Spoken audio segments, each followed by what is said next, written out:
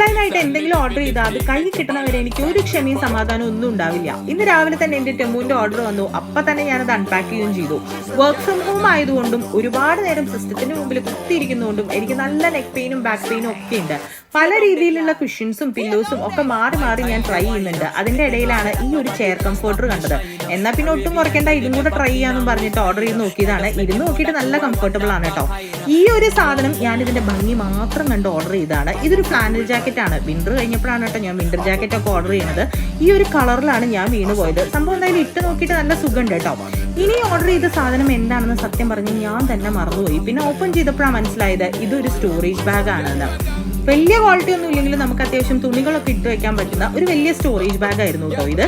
ഇനി വരുന്നതാണ് നമ്മുടെ താരം. ഇത്രയും നാൾ ഞാൻ കാത്തിരുന്നത് ഈ ഒരു സുന്ദര കുട്ടപ്പിന് വേണ്ടിയിട്ടാണ്. ഇതൊരു ഹെഡ് മസാജർ ആണ്.